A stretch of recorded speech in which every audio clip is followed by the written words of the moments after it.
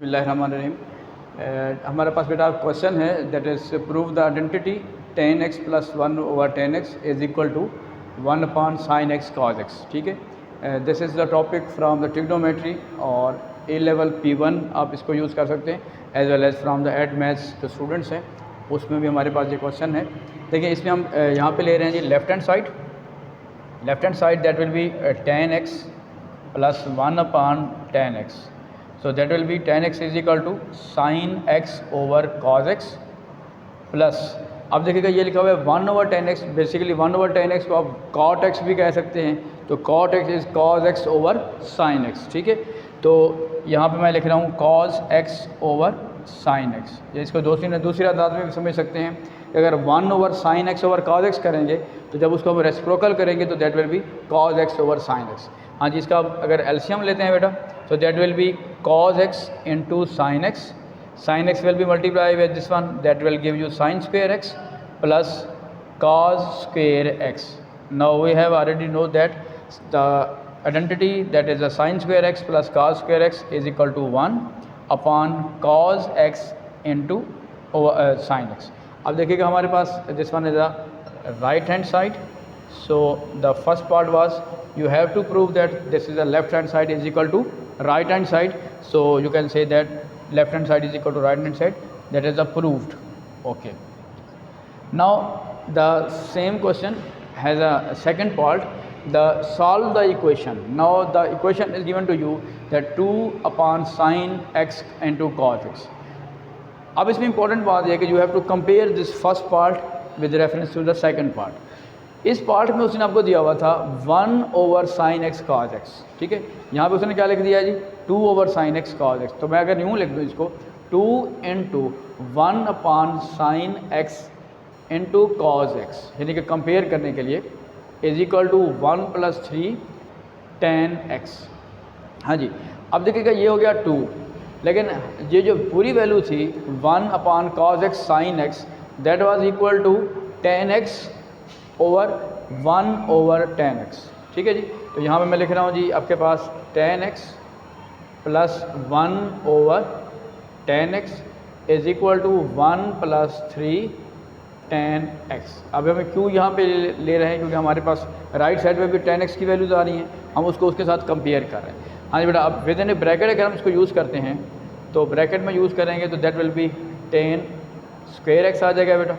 ठीक हो गया, और यहाँ पे बन जाएगा हमारे पास सॉरी tan x आ जाएगा इसका एलसीएम, तो इसको मल्टीप्लाई करेंगे that will be tan square x। ठीक है जी, और प्लस 1 और is equal to 1 + 3 tan x हो जाएगा। अब अगर हम इसको मल्टीप्लाई कर रहे हैं इसके साथ से हम कंपेयर करने के लिए that will be 2 tan square x plus 2 is equal to, और tan x को जब हम दूसरी साइड पे जाके मल्टीप्लाई करेंगे तो that will B give you tan x plus 3 tan square x। ठीक हो गया जी। अब देखिए आपको ये जो कुछ शेप है वो आपको नज़र आती जा रही है कि ये क्वाड्रेटिक इक्वेशंस के रिलेटेड कुछ शेप जो है वो हमारी बनती जा रही है। सो दैट विल बी, अब देखें यहाँ पे हमारे पास पहला 2 आ रहा है 2 tan square x, और इधर हमारे पास क्या आ रहा है 3 tan square x। तो इसको देख लिया करें, कोशिश करें कि हमारे पास जो क्वाड्रेटिक इक्वेशन की बात कर रहे हैं तो उसका जो फर्स्ट वैल्यू है वो पॉजिटिव हो तो हमारे लिए थोड़ा इजी हो जाता है। तो मैं कहना ये चाह रहा हूँ कि अगर हम इस वैल्यू को इधर ले जाते हैं so that will be tan x जो पहले से लिखा हुआ है plus 3 tan square x minus 2 tan square x plus 2 is equal to 0। So that will give you 3 tan square x minus 2 tan square x, that will give you tan square x plus tan x और plus का 2 is equal to 0। Now this one is the quadratic equation in terms of tan x। ठीक हो गया। अब इसमें देखिएगा अगर हम इसमें फैक्टराइज इसको कर रहे हैं तो फैक्टराइज करते हुए that will be tan square x plus 2 tan x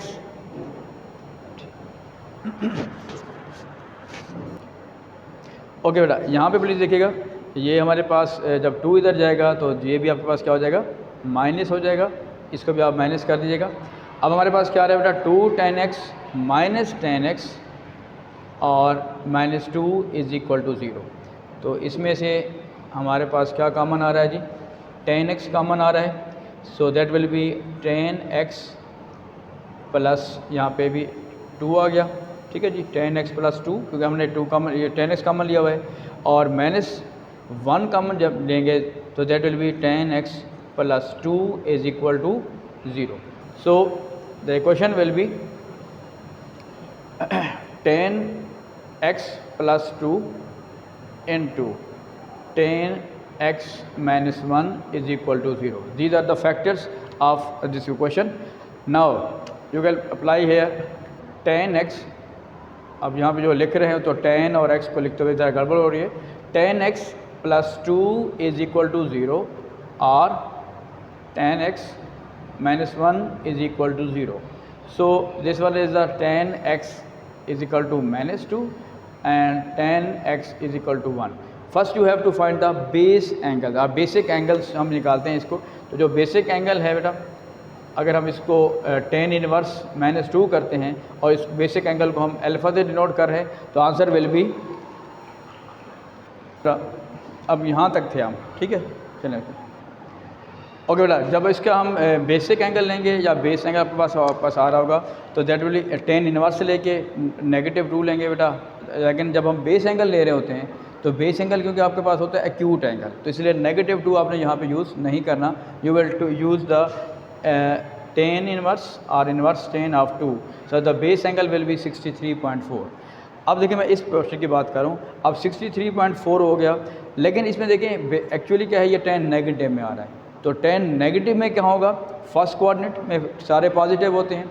जो नेगेटिव 10 होगा वो या तो आपके पास इसमें आएगा, सेकंड क्वाड्रेंट में आएगा बेटा, या फिर आपके पास कहाँ पे होता है, वो आपके पास थर्ड में होगा. लेकिन एंगल जो आपको दिया हुआ है that is the range is from 0 degree to 180 degree. It means that we will use only first quadrant और the second quadrant. So the 10 will be in negative in the second quadrant. लेकिन जब वहाँ पे base angle को आप apply कर रहे हैं तो बेस एंगल को अप्लाई करते हुए आपने क्या करना है कि 63.4 हम इसके साथ लगाएंगे. Means you have to find this whole angle. ठीक हो गया. So that will be 180 minus 63, तो that will give you 116 degree. Similarly आप सेकंड पार्ट पे आ जाएं जी, सेकंड एक्सप्रेशन पे 10x minus 1 is equal to 0, 10x is equal to आपके पास क्या हो गया जी 1 हो गया. फिर आपके पास जो बेस एंगल निकलेगा x, यानी आपने एंगल ऐसा निकालना है कि 10 इनवर्स 1 लेंगे तो दैट विल बी 45. क्लियर होगी बात.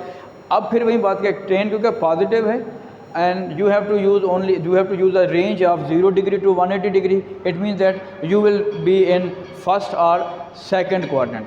So 10 will be positive only in the first quadrant. So base angle will be 45 degree. The answer will be 45 degree. It means that we are going to conclude that the both angles that is related to x, that may be 45 degree or 116 degree. These two angles are the answers of this equation. Okay, I hope that you have got the questions or understand the topic. Okay, thank you very much.